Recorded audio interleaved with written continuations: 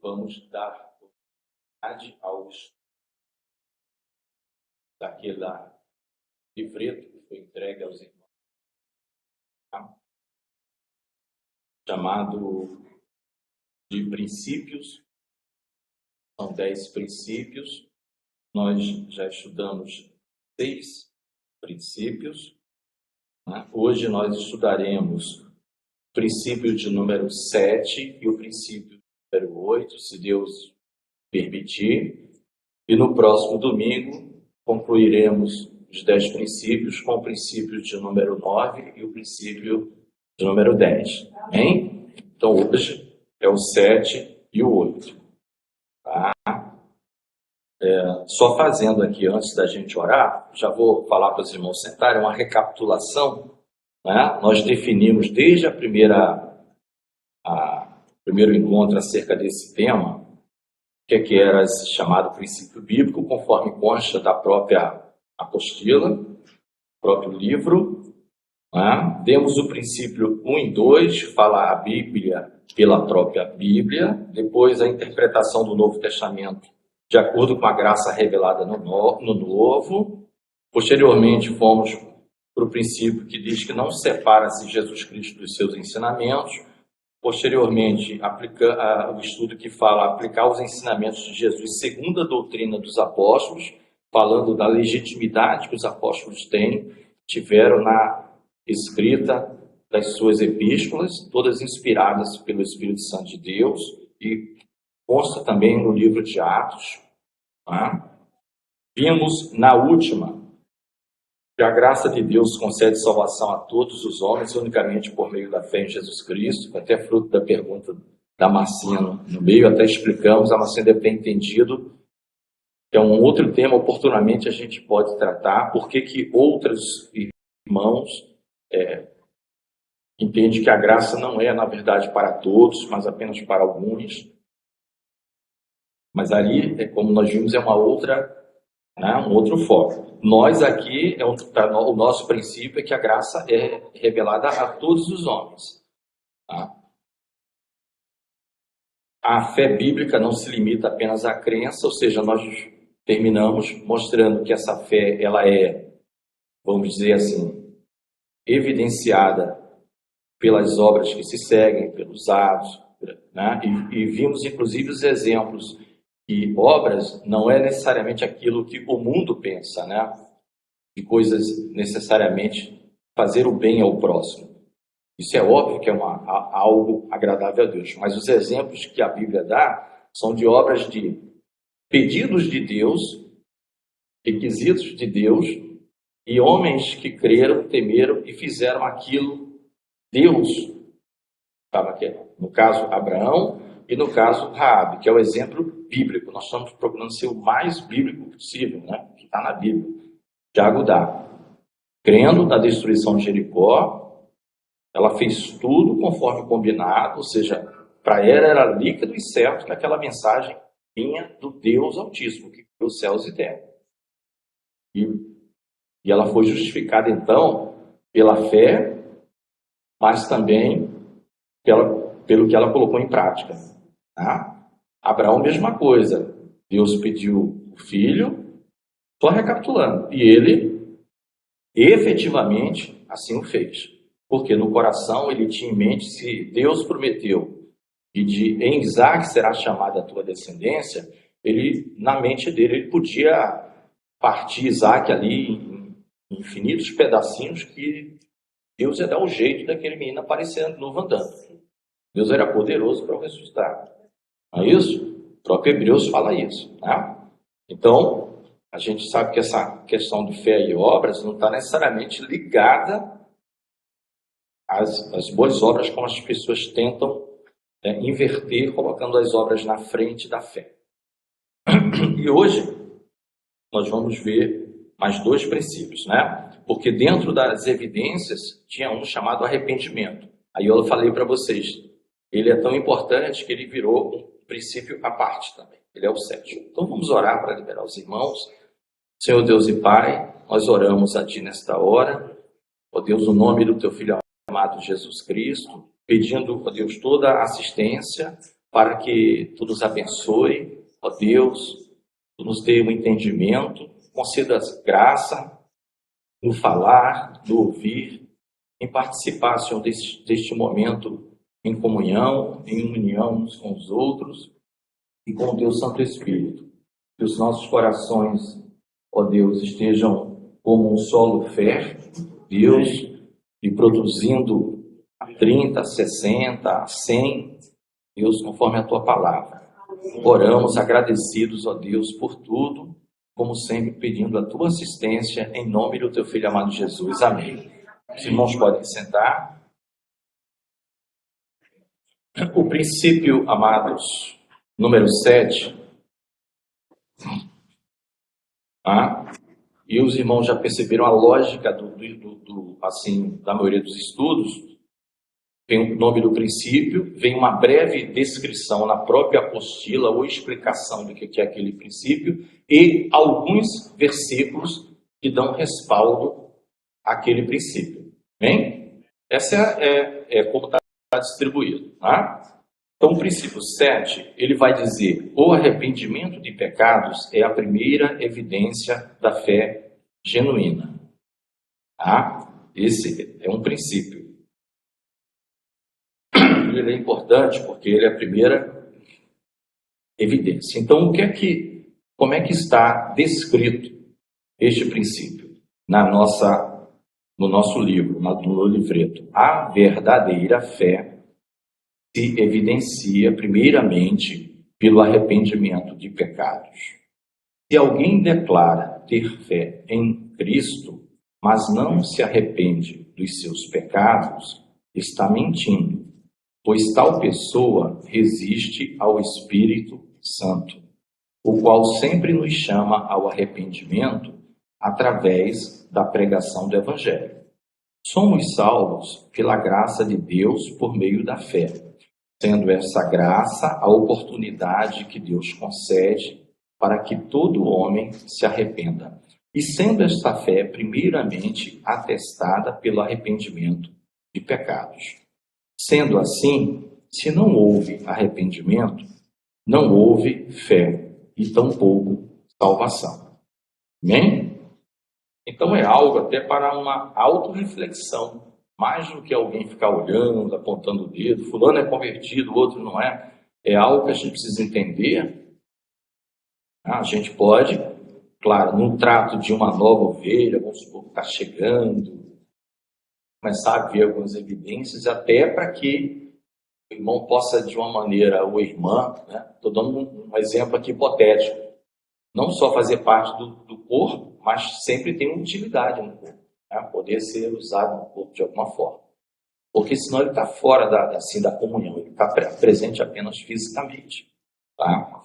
E nesse caso, como nós sempre fazemos, nós vamos ler alguns versículos que foram elencados aqui pelo pastor que preparou a apostila, para mostrar como este tema, arrependimento, pecados, é princípio.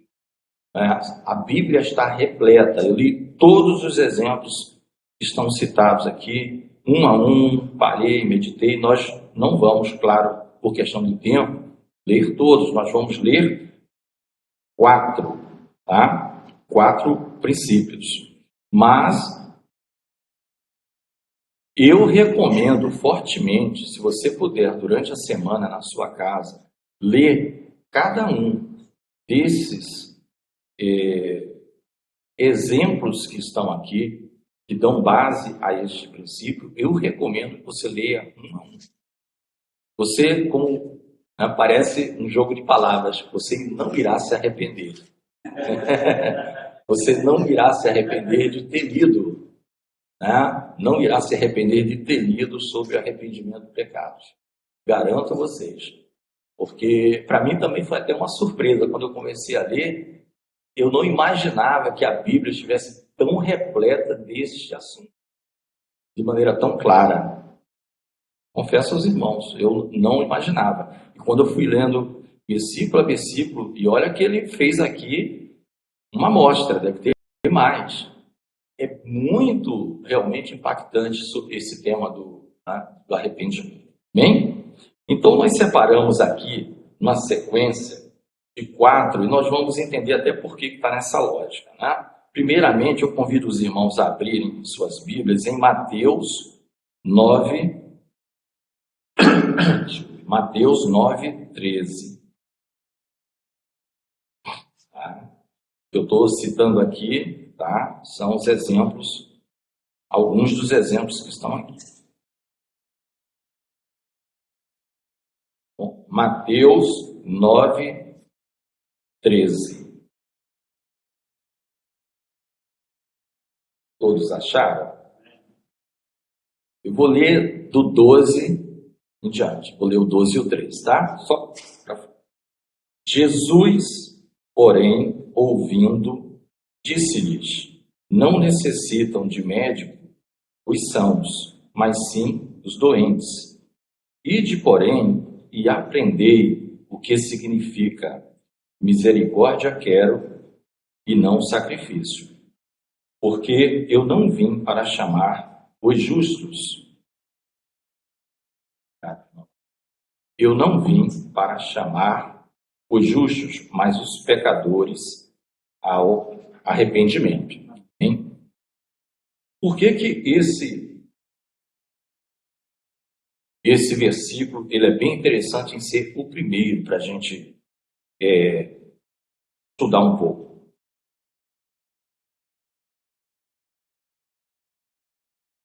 Porque o Senhor Jesus aqui, né, como um grande mestre, né, como o mestre, na verdade, o mestre, o sumo pastor, dá uma aula, é um negócio assim, a gente fica maravilhado com o Senhor Jesus.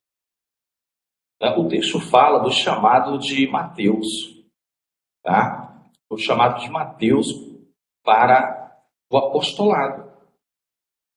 Mateus passou ali onde era coletado impostos, Mateus trabalhava aquilo ali. Em alguns evangelhos ele é chamado também de Levi, tá? E falam que era muito comum você ter nome tanto judaico quanto romano ou grego. Eram conhecidos, né? Saulo, Paulo era Roma, Saulo, Shaul, entre os judeus. E não é? Esse texto ele tem em Marcos, tem em Lucas, enfim. Houve, na verdade, uma festa e Jesus estava ali comendo com justamente a classe odiada pelos fariseus, que eram os publicanos e os pecadores. Publicanos porque a sua grande maioria eram próprios israelitas e se entendia como estar a serviço daquele que nos oprime, né? Coletando impostos da gente para entregar para Roma. E os pecadores, como já diz, eram pessoas que não tinham a menor dúvida que eram pecadores. Não era aquela pessoa mais ou menos oculta, eram pessoas que... E Jesus estava naquela festa ali, naquele convite que Mateus faz, naquele jantar. E os fariseus, eles se aproximam e eles vão falar com os discípulos, como para Jesus não ouvir. Não é para Jesus ouvir. Como se Jesus não ouvisse nem o seu coração. Né? Vou falar para os discípulos. Tem um lugar que Jesus vai, não sei se na casa de Simão, leproso, um deles aí, que só em pensar, né? Ele começa a contar uma parábola com base no pensamento do coração do cidadão lá. O nada fica assim, está lendo meus pensamentos? Ups. Eles falam baixinho e quem dá a resposta não é ou não são os discípulos. O Senhor Jesus toma a frente. Estão entendendo a ideia, né? A pergunta é feita por fariseus a discípulos. Por que o teu mestre come essa gentalha? Esse resto de ser humano. E aí, exatamente, que ele vem, diz, olha, não precisam de médico. Jesus toma a frente e diz, não necessitam de médico e são, mas sim os doentes. Ide, porém, aprender o que significa misericórdia quero e não sacrifício, porque eu não vim chamar os justos, mas os pecadores ao arrependimento. Alguém pode interpretar, então, Reginaldo, existe pessoas que são sãs e justas. Na verdade, todos precisam de arrependimento. Por que Jesus deu essa resposta? Porque esse primeiro texto é bem interessante. Porque ele vai mostrar a dificuldade do arrependimento dos homens, principalmente que se auto-justificam. Porque quando eles fizeram aquela segregação, os fariseus, eles já estavam dizendo, nós somos dignos de alguma coisa. Eles não. E Jesus falou, olha, se vocês soubessem, todas as vezes que Jesus falava isso, irmãos, isso era uma facada no coração daquele povo, porque eles sabiam tudo, na verdade. Sabiam a letra toda. Eles só não. Isso Paulo vai falar, a letra máxima. Você sabe a letra decorada, não sabe o que significa. Não sabe que lá fala do Messias, não sabe que lá fala do Senhor Jesus. Entendeu? Ficar decorando a letra.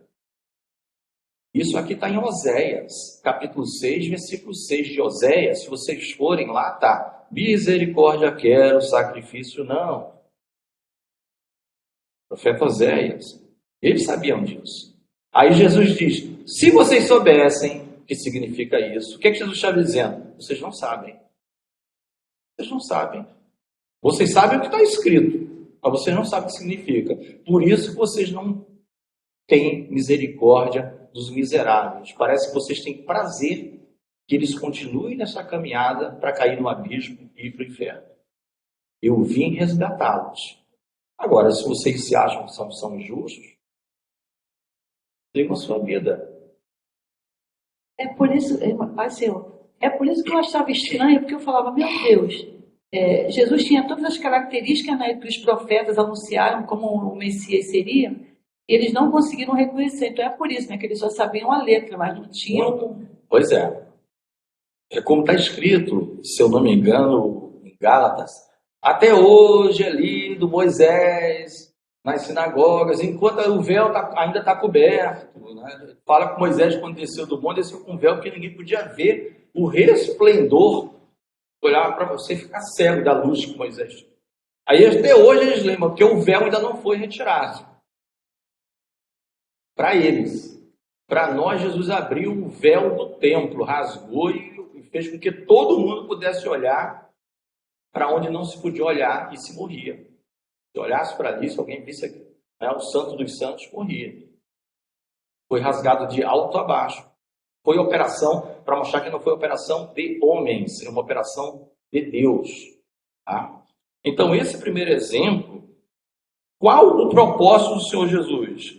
Ficar amiguinhos de pecadores e dizer que eles assim continuem? Não, aqui é o foco da nossa primeira parte.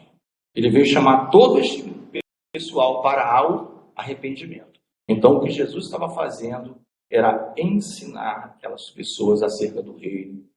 E aquilo iria proporcionar, não sei se em todos, a Bíblia não entra nos detalhes, mas creio que na maioria dos que estavam ali com o próprio Jesus, uma transformação. Eles iam cair em si, que eles eram pecadores, dignos de morte, e haveria a mudança chamada metanoia, arrependimento. Né? Metanoia no grego, que é a mudança. Já começa do interior, é você reconhecer que por mais corretamente você anda, primeiramente você não está fazendo mais do que a sua obrigação, porque Deus quer que andemos em justiça. Né? Mas nós temos que reconhecer que por mais justos que sejamos, né, a Bíblia é bem taxativa, que Deus olhou e não viu um justo. Os salmos estão escritos, Senhor, se o Senhor olhar, mesmo com aquele olhar profundo, o Senhor não escapa a ninguém. Que a santidade de Deus está acima de tudo. Então, esse é o primeiro exemplo. Você vê que, para mostrar que o Jesus, ele vai pegando as camadas mais rejeitadas, porque o Senhor sabia que aquela sociedade deles lá era uma sociedade em que aqueles homens se auto-justificavam debaixo da lei de Moisés. Eu falo, na cadeira de Moisés vocês são sentados. Também é um outro estudo, mas tá no sentido de dizer, vocês têm como fundamentos a lei e vocês também legislam, como se Moisés fora. Tá? Então, isso tudo, irmãos, qual era o propósito? Arrependimento. Olha a importância de todos, tanto daqueles fariseus quanto dos pecadores e publicanos. Tá? A maioria praticava coisas que nós chamamos hoje como corrupção, como coisa desse tipo, tá? Uma coisa ilícita. Tá? Todo mundo que tinha algum poder fazia esse tipo de coisa. Tá? Isso não é de hoje, sempre foi assim. Foi assim. Até Paulo, né? O governador lá deixou Paulo 2 anos preso para ver se saía algum dinheiro. Está no livro de Atos. Está no livro de Atos. Eles receberam, eles tinham por fora para liberar Paulo. Gente, Paulo ficou 2 anos preso. Não sei se foi Félix, não lembro agora. Tá? Era assim. Os soldados chegavam para João Batista e a gente. A João Batista foi direto. Contentai-vos com o vosso soldo, salário. Por quê? Eles estavam com força, com poder. Já viu isso em trânsito? O guarda do trânsito se liberar? Já viu? Contentai-vos com o soldo. Às vezes é extorquido. Você chega... A gente... Salomão diz lá no Eclesiastes, amado, está vendo alguma coisa que estão dizendo para você que é novo? Mentira, não tem nada de novo debaixo do sol. Vamos passar? Atos 3,19. Nós estamos falando da importância do arrependimento. E eu sugiro fortemente aos amados irmãos a leitura de todos esses versículos, que os irmãos não irão se arrepender. Esse é um bom não arrependimento. Tá? Atos 3,19. Alguém pode ler, sem problemas. Arrependei-vos, pois, e convertei-vos, para que sejam apagados os vossos pecados, e para que venham assim os tempos do refrigério pela presença do Senhor. Amém? Amém. Aqui, irmãos, só para contextualizar também, Pedro e João, quando eles subiam juntos ao templo, à hora da oração, na hora 9, né? Aquele varão que era coxo de nascença, e já nasceu assim, e ele tinha mais de 40 anos. A gente só vai descobrir isso se a gente continuar lendo, vai estar lá no capítulo 4. Esse varão tinha mais de 40 anos, a Bíblia diz. Todo mundo conhecia, né? E aquela famosa, ele pedia esmolas, né? E Pedro vai dizer, olha, nós não temos nem ouro, nem prata, né? Mas o que nós temos, nós te damos em nome de Jesus Cristo. Levanta, o Nazareno levanta e anda.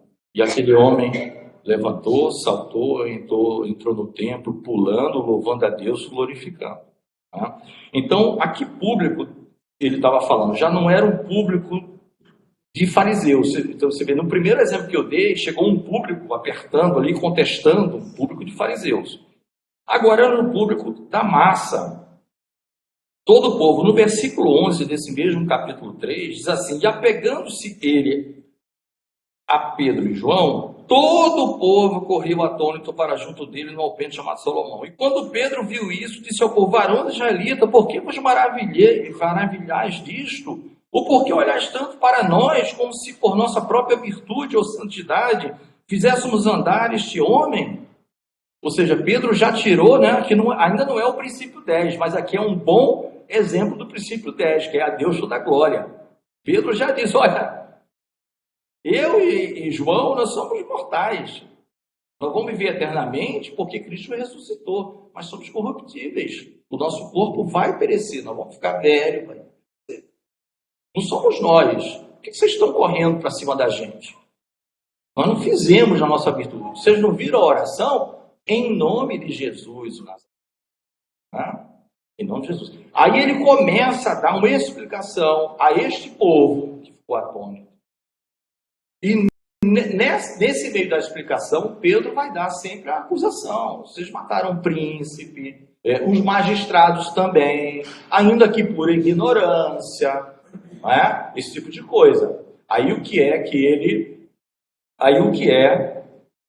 Aonde nós chegamos, não é? A solução do problema. Arrependei-vos, mudai vosso interior, a vossa disposição mental, o vosso coração, e convertei-vos. É como se você desse meia volta a volver, andando para o abismo, vira para lá, porque todo mundo dá as costas para Jesus, então meia volta a volver é o exemplo. Você vira, olha agora para Jesus. Isso agora mostra uma coisa, traz benefícios? Não, o arrepender-se e converter-se traz benefícios? Em nossos amados Hugo e Rebeca estiveram aqui na quinta. Senhor, professor Hugo, irmã Rebeca. Glória a Deus. Glória a Deus. A gente está fazendo um estudo, tá, irmãos? Pequeno, é uma sequência que já estava programada, são 4 ou 5 domingos, tá? Hoje a gente está tratando do princípio 7 e 8. São princípios bíblicos, tá? Então estamos falando do arrependimento, que é o princípio 7, depois nós vamos para o 8. A gente já está no meio do 7 e vai para o 8. No próximo domingo a gente termina com o 9 e o 10. Então, são 4 versículos. Aqui, então, Pedro, ao falar no 19, arrependei-vos, pois, e convertei-vos, você observa que tem a solução é o arrependimento, como está na Bíblia. Mas olha que benefício, irmãos. O que é que isso proporcionou? Quem pode falar aí? Para quê? Qual a sequência? Arrependei-vos, pois, e convertei-vos, para quê? Quem não quer ter pecado cancelado ou apagado? Porque com pecado, irmão, você não entra no céu. Pecado não é que você nunca teve ou não tem. Você será justificado porque ele é apagado. Você vai ver o tempo todo que é assim que Deus trata. Entendeu? Se nós tirarmos as vestes de salvação que o Senhor Jesus nos deu, o que vai aparecer? A nudez. Pecado. A nudez não tem a ver com biológico. Tem a ver com biológico. Biológico, todo mundo é biológico. Reino animal, biológico. Acho que o único ser que anda vestido é homem e mulher, né? Do reino, né? Gato e gata, só gente. Problema sério. Aí, a nudez do pecado, daquilo que fez o homem e a mulher se envergonhar no paraíso, se esconder, preparar a sua própria solução, a solução do homem que não serve. A solução do homem foi fazer folha de figueira, né? Serviu para Deus? Não serviu. Deus cobre-os com pecado. Então você vai ver que sempre a Bíblia vai estar mostrando uma cobertura para o pecado do homem, para que Deus olhe e não veja o pecado. E se eu olhar e ver pecado, e Hebreus vai mostrar a quantidade de sangue, tantas vezes vai falar de sangue, que nos purifica de todo pecado, que nos lava, que apaga, que faz Deus esquecer o pecado, para que seja esquecido. Lá no Apocalipse, mesma coisa, aconselho de que de mim compres ouro, igreja de Laodiceia, compres ouro provado no fogo, vestes brancas, para que, não é só comprar vestes brancas, para que não seja vista o teu pecado. Teu pecado. Porque se você não tiver aquilo, e interessante que toda a providência, nada vem do homem. Nada que a gente fizer pode servir de propiciação para Deus, agradar a Deus. Tudo vem de Jesus. Compre de mim. Mim quem? Jesus. Eu fiz isso, todos os dias eu fiz aquilo. Não fez mais que a obrigação. Vou te dar um galardão. Agora, para salvação, se não veio de Deus, não serve. Tá? Colírio para que unjas os teus olhos e vejas ao longe. Que a gente não fica olhando aqui, para pertinho, para esse mundinho. para os 5 anos a mais de vida, para os 10. Tem uma eternidade que não tem tempo para contar. Não existe tempo, o tempo lá de Deus. Escolhido para você passar a andar nesse mundo como peregrino. Aqui. Então Pedro, após cura desse coxo, que tinha mais de 40 anos, que não está no capítulo 3, tá? Se você fala, o irmão falou que ele tinha mais de 40 anos, é porque está no 4. 4 vai dizer que esse homem já tinha mais de 40 anos. E era desde nascença. Então, aqui a gente está vendo o benefício do arrependimento e da conversão. Tão esquecido hoje no meio evangelho. E a gente ainda vai ver hoje. E crente se arrepende também. A gente está vendo, primeiramente, foram para aqueles totalmente cegos. Publicanos, pecadores, lembra? E os que se achavam justos. Agora a gente já está vendo com a comunidade religiosa. Elas subiam ao templo. Subiam ao templo para orar na hora nona. Na hora nona. Mas não estavam arrependidos. Porque nem sabiam que estavam em pecado. Eles não eram fariseus, tá? Eles não eram. Mas Pedro trouxe a palavra certa, Claudinho, para mostrar que eles não tinham que correr, centralizar em Pedro e João. Porque eles foram para cima de Pedro e João atônitos. Né? Atônitos. Tem até um trecho, uma vez que a Massinha falou, que acontece, acho que com Paulo e Barnabé, acho que lá em Efésio. O pessoal traz touros, bois, sacrificam, grinaldas. Quer dizer, os deuses desceram. Né? Chamou a um de Júpiter e o outro de Mercúrio. Aí Paulo rasga as vestes. Vocês estão doidos. Eu não sou nada. Então, Pedro, antes que o pessoal fizesse alguma coisa ali, se ajoelhasse diante dele, qualquer coisa desse tipo, pessoal, ele expôs quem é Jesus. Você vê que o arrependimento vem antes do que a exposição, o ensino. Jesus ensinou lá na casa de Levi ou de Mateus, e aqui ele está ensinando a esses homens. E aí ele vai e fala do arrependimento. Então, irmãos, o arrependimento traz essa bênção do apagar os pecados. Interessante, vem tempos de refrigério. Aqui tem que ser bem interpretado, tá? Porque tempo de refrigério pode conduzir a mente humana, né, aos que muitas igrejas tentam fazer. E agora você será feliz. Agora seus problemas acabaram. Ele diz, olha, vocês terá tempo de refrigério por causa da presença da pessoa do Senhor. Por isso que o Senhor Jesus disse, a minha paz vos dou, não vos la dou como o mundo a dá. Tá? Então, o refrigério é saber que o Senhor está conosco. Tempo de refrigério é saber, é ter a certeza que o acusador, ele tem de que te acusar? Tem, mas ele não pode te acusar. Porque diante de Deus, você tem vestes de salvação, vestes de santidade. Tá? Então isso traz alívio para a nossa alma. Nós sabemos para onde vamos. Tá? O outro trecho, irmãos, que é agora um exemplo negativo. Porque o exemplo negativo também é importante na Bíblia, para mostrar o que não fazer. Vocês lembram que o Salmo 1 começa assim?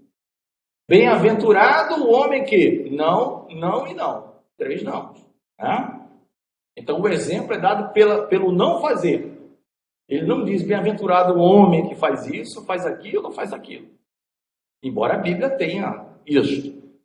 Mas naquele caso é pela negativa. Bem-aventurado, né? Não anda segundo jeito dos ímpios, caminho dos pecadores, nem se assenta na roda dos escarnecedores.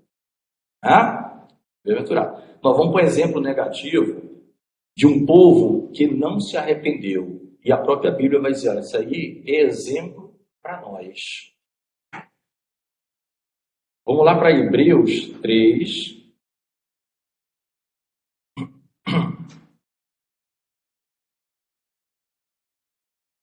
Hebreus 3, Quem achar e quiser ler, do 7 ao 11, tá? Na apostila, na verdade, na apostila, ela está um trecho um pouquinho menor. Está 7 e 8. Eu que quis colocar até o 11 para efeitos, né? Como o pastor já tinha dito para a gente, não é exaustivo isso aqui, né? É uma coisa que você pode... Então, quem quiser ler Hebreus 3, do 7 ao 11, porque a gente vai ver a consequência... Por que eu quis ir até o 11? A gente não viu a consequência da bênção que é do arrependimento e verdadeira conversão? Cancelar os pecados e o refrigério pela pessoa do Senhor Jesus. Agora vamos ver o exemplo da manutenção do pecado e da contenda contra Deus sem que haja arrependimento. Quem pode ler? Assim, pois, como diz o Espírito Santo, hoje, se ouvides a sua voz, não endureçais o vosso coração, como foi na provação, no dia da tentação no deserto, onde os vossos pais me tentaram, pondo-me à prova, e viram as minhas obras por 40 anos. Por isso me indignei contra essa geração, e disse, estes sempre erram no coração, eles também não conheceram os meus caminhos. Assim jurei na minha ira, não entrarão no meu descanso. Hein? Então, esse é um exemplo negativo que o escritor aos Hebreus está dando ali ao povo hebreu. Que na caminhada do deserto existia um grupo de pessoas que reiteradamente, isso quando nós estudamos a carta aos Hebreus, lembra que nós estudamos nos domingos? Quase 6 meses, né, pastor? 6 meses. 6 meses de estudo da carta dos Hebreus. Quando nós estudamos, a gente viu e fomos lá no Pentateuco. A gente não falava, a gente ia lá no Pentateuco para ver onde é que estavam esses exemplos. E nós vimos como o povo murmurava, de que forma o povo afrontava Deus. E o que é que Deus esperava daquele povo em algum momento? Arrependimento. Esperava que ele dissesse, meu Deus, pequei contra o Senhor. Mesmo vendo o que tinha acontecido no Egito, mesmo vendo a passagem no Mar Vermelho, mesmo vendo o exército de Faraó morrendo na passagem, mesmo vendo o suprimento de Deus no deserto, existe um povo que murmurou de maneira tal que a palavra, irmãos, foi essa. Olha, para nós aqui, ó, como diz o Espírito Santo, hoje se ouvis a sua voz, né? A gente sabe que tem um hoje, vai ser citado em vários lugares hoje, então está valendo para nós. Fizeram isso a ponto de os senhores, eles sempre erram em seu coração. Irmão, eles não faziam isso uma vez, 2 vezes, aí arrependia, ou nem se arrependia, mas o Senhor acabava perdoando. Foi uma coisa reiterada. Era recorrente contender com o Criador, com aquele que operou maravilhas. E a gente tem que trazer para os nossos dias. Nós não vamos estudar isso porque a gente já estudou em Hebreus, a gente estudou lá em loco. A gente leu, tenda, a gente falou sobre Massá e Meribá. Não vamos falar isso de novo. Salmos, né? A gente não vai falar isso. A gente vai ver aqui, ó, que a irmã Luana, quando leu, pode ler o 11 de novo, irmãos? Qual a consequência, irmã Luana? Está com o microfone? Sim. Olha a consequência. Enquanto a consequência lá do 3,19 de Atos foi cancelamento dos pecados, ou seja, eram homens também pecadores e que contendiam com Deus, mas tiveram seus pecados perdoados porque houve uma transformação sincera no seu coração. Houve a metanoia que nós falamos. Né? E veio o tempo de refrigério com Jesus Cristo. Agora, esses... Pode ler o 11, Luana? Sim. Assim jurei na minha ira, não entrarão no meu descanso. Então, a consequência, o exemplo que fica para nós é o homem, o cristão, entre aspas, que está o tempo inteiro contendendo com o seu Criador. Paulo chama caco entre vários cacos de barro. Um caco entre tantos vários cacos de barro. O oleiro é o Senhor, ele faz da forma que quiser. Por que assim, Senhor? Porque fizeste assado. Quem é o oleiro? Você ou Deus? Deus é o oleiro. Né? Então eles passaram a caminhada assim com Deus. Deus falou, vocês não vão entrar no meu repouso. Agora, o escritor diz, serve de exemplo para nós. Aí já é uma outra discussão, que a gente sempre conversa com o pastor, com o irmão Carlos. É um tema difícil, complexo, cada um tem um entendimento. Não é? Deus usou aqueles homens, claro, sem eles saberem mesmo, para que esse exemplo ficasse registrado, e eles de alguma forma terão, nós não sabemos de que forma, um encontro ainda com Jesus, nós não sabemos detalhes, mas nós sabemos o seguinte, eles não entraram lá em Canaã. E ali significava o repouso. Aí pega para nós, que estamos num tempo, irmãos, muito mais privilegiado em termos de bênção de Deus. O Senhor derramou o seu Espírito. E ali a coisa era mais focada na liderança, né? Moisés, Arão. E através dos sinais, para que o povo respeitasse. Então, não entrarão no repouso. Então, se você trouxer para hoje, não entrarão no refrigério. No dia do juízo, quando eu olhar para ele, vai estar cheio de pecado. Vai ser só mesmo para julgar. Já sabe o destino. Tá? E por fim, para a gente terminar, dentre tantos versículos que eu já falei para vocês lerem, existe algo aplicável, como eu comentei para vocês. O arrependimento ele é muito útil, claro, para quem está no mundo e você está evangelizando, para que ele venha, haja uma operação do Espírito Santo, mas ele é aplicável à igreja não para conversão. Porque o crente, ele não se converte 500 vezes, ele se converte uma vez. Crentes, agora se arrepender, todas as vezes que você errar, irmãos. Tem que se arrepender aos pés do Senhor. Quantas vezes você se converteu? Quantas vezes? Não, o que eu saiba, eu não fiz. Agora, quantas vezes eu errei? Várias. Me arrependi e todo o castigo que o Senhor, porventura, me tenha dado foi bênção, porque o castigo correto era a morte eterna. Então, se nós estamos vivos e no meio do corpo da igreja, é porque o Senhor teve misericórdia de nós. Né? E a palavra diz o quê? Que a tristeza segundo Deus produz salvação. A tristeza segundo o mundo produz morte. Você vê que os dois, tristeza. Coríntios isso. Os dois, tristeza. Tristeza mesmo. Te deixa muito triste tudo aquilo. Mas a que vem de Deus, ela produz salvação. A que vem do mundo produz morte. Além de você passar pela tristeza, você ainda tem um final que é morte. A de Deus, ela produz arrependimento. Sempre vai estar produzindo para o crente uma melhoria de vida. Você vai sair melhor no final. Deus, às vezes, está fazendo... Caso de Jó. Jó passou a ter mais intimidade com Deus antes ou depois daquela luta toda? Depois, irmãos. Eu te conhecia de ouvir falar. E agora? E agora? Depois disso tudo, como é que eu te conheço? Quase aquele face a face. Agora eu conheço Deus de verdade. Deus fala no meio da tormenta. Está lá em Jó. No meio da tormenta, você nem sabe o que está acontecendo. O mundo está virando, meu irmão. Voando papel telado, terra, você no meio. Deus está falando. No meio da tormenta. 4 capítulos questionando Jó. Me responde. Tristeza, segundo Deus, produz vida e vida eterna. Hein? Apocalipse 3:3. Outra pessoa para ler, para a gente passar para o outro tema, que é bem mais rápido, outro tema.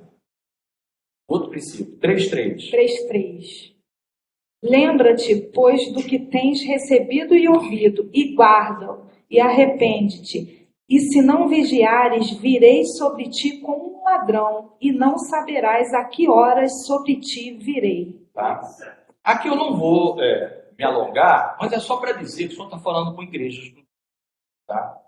Então, esse povo aqui estava esquecendo de guardar aquilo que eles tinham recebido.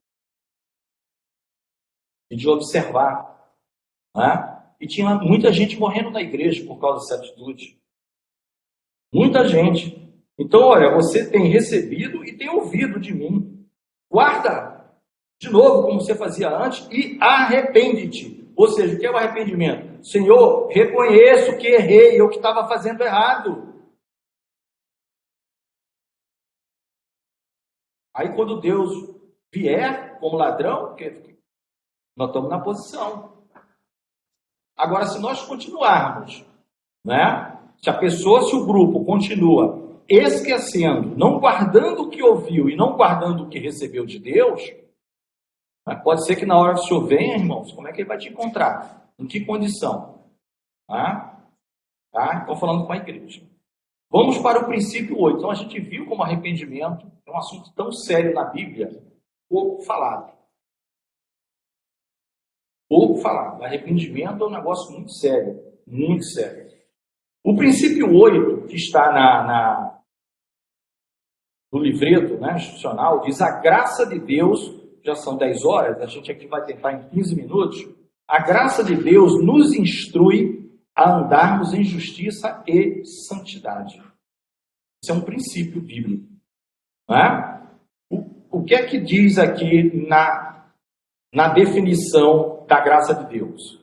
A graça não é uma permissão para pecarmos, e a salvação não é um fim em si mesmo. O grande amor de Deus por nós, comprovado na cruz do Calvário, tem por finalidade nos constranger a andarmos no exemplo de justiça e santidade que o seu Filho unigênito nos deixou. Jesus morreu a nossa morte para que sejamos cheios do Espírito Santo e guiados por Ele, possamos viver a sua vida, orando como Ele nos deu exemplo, amando o nosso próximo assim como Ele nos amou e nos abstendo de todo o pecado por amarmos o Senhor e em seu nome e poder cumprirmos a missão que Ele nos designou. Tá? Aqui nada mais irmãos, que ficou claro, que para o crente convertido, arrependido, convertido e que está com o Senhor, esta graça, esta bênção não é permissão para você sair fazendo, não é, que você bem quiser e entende, ou pecando deliberadamente.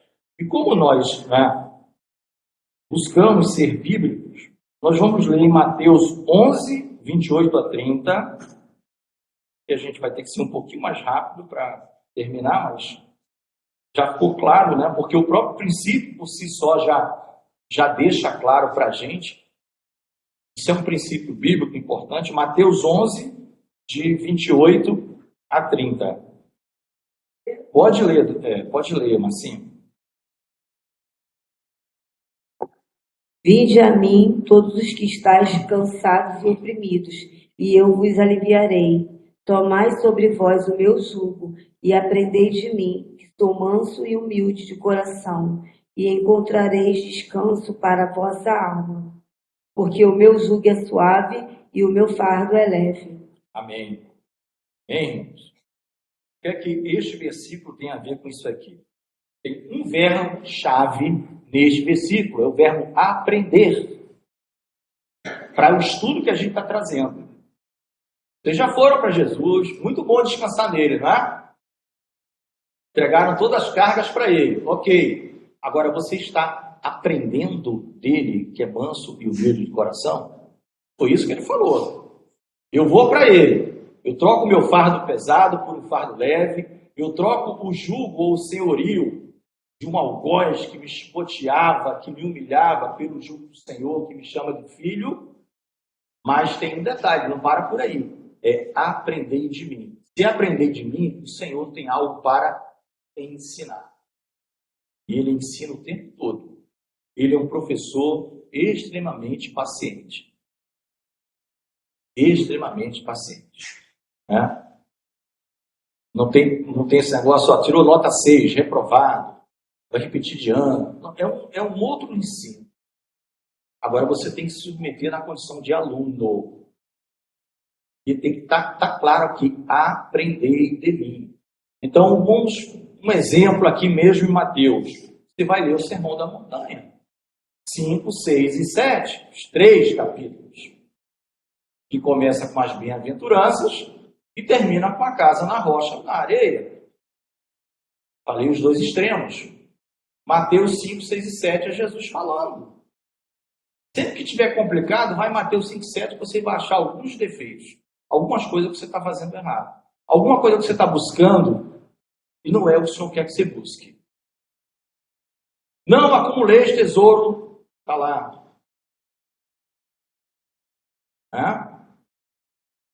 Onde há a corrosão, prata, ouro, no final tudo se corrói, e os ladrões minam e roubam.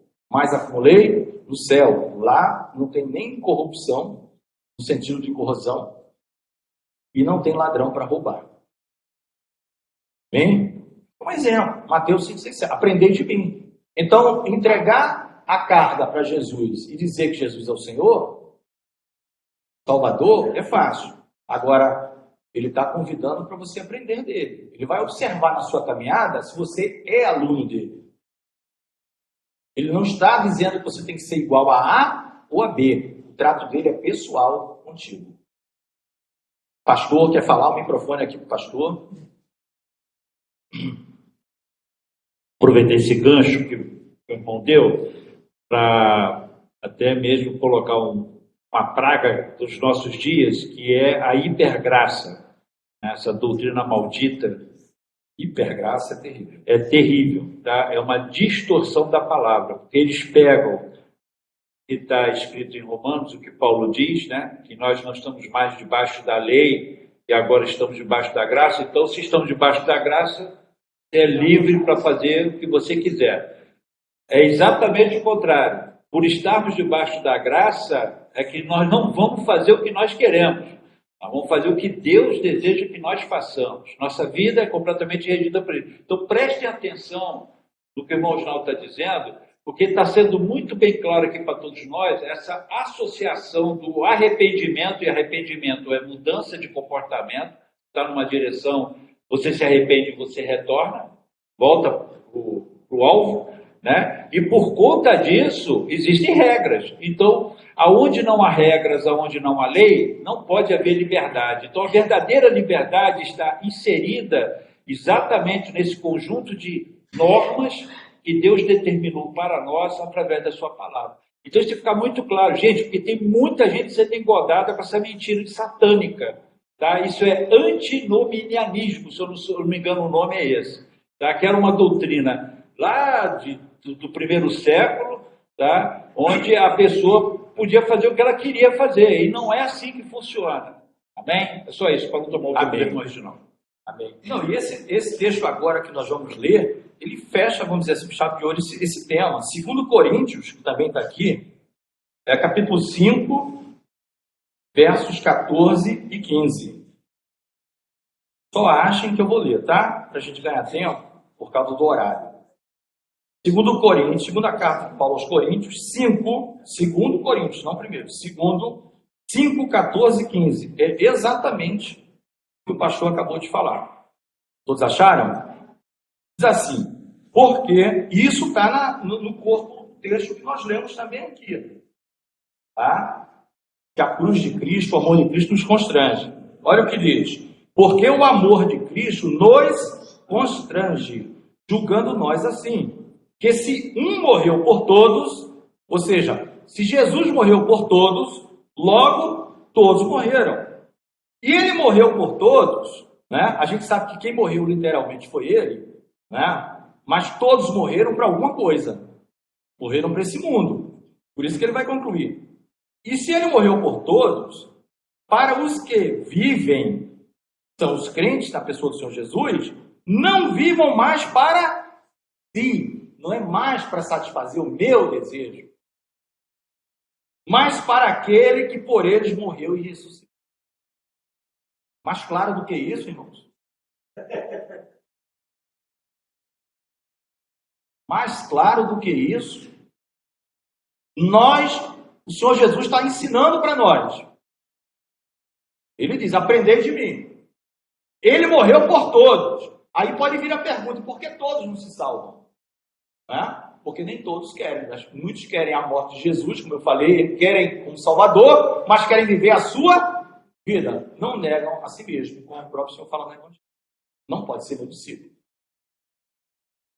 Então ele diz, viva Vivam para mim. É essa orientação que o apóstolo Paulo está dando. E nós já vimos que a doutrina dos apóstolos é um princípio bíblico. Eles têm e tiveram, na época, legitimidade dada pelo próprio Senhor Jesus para passar o evangelho, passar a doutrina correta.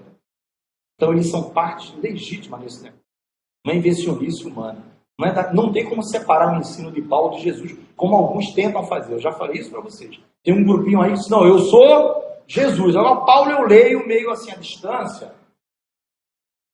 Pedro eu leio meio assim, porque Pedro e Paulo não são Jesus. A Bíblia fala claramente a expressão doutrina dos apóstolos. Está lá em Atos 2,40.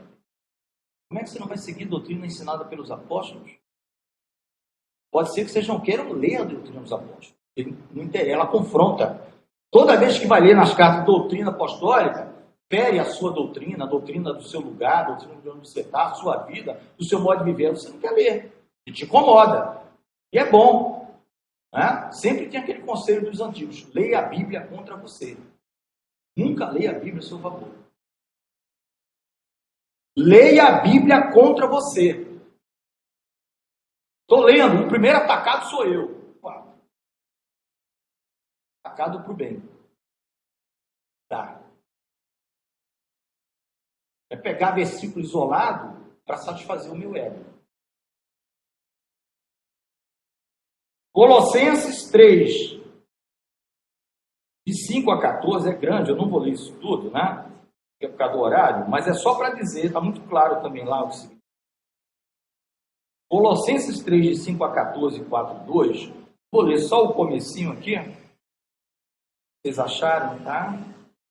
Colossenses 3, 5, olha o que Paulo vai dizer, né? Mortificai, pois, os vossos membros que estão sobre a terra, que são pureza, apetite desordenado, vil concupiscência, avareza, que é idolatria, pelas quais coisas vem a ira de Deus, né? Ele vai falando uma série de coisas. Despojai-vos da ira, da cólera, da malícia, da maledicência, das palavras tortas.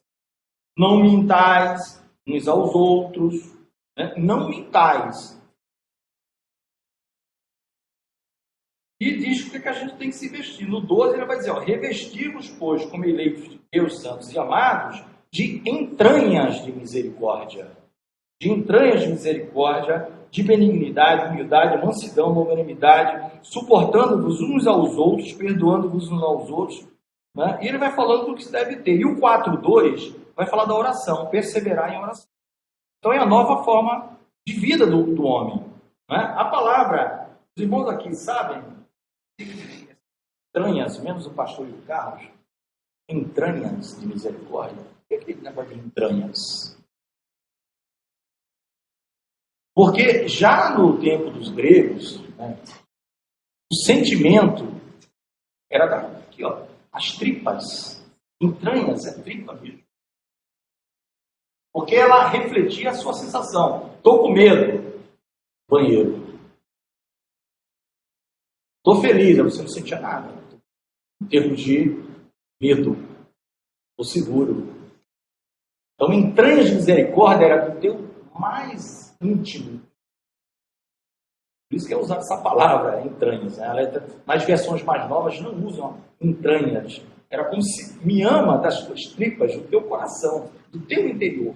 Ama verdadeiramente. Todo o teu sentimento. Entendeu? Por isso que é usado muito, Paulo vai usar mais uma vez a palavra entranhas, porque o grego usava isso. Entranha, porque dizia como é que você está sentindo.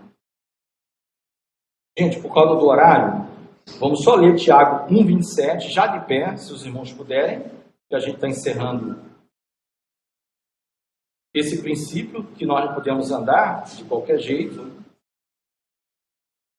Tiago 1,27 é o último versículo do texto. Nós vamos focar na última parte desse versículo.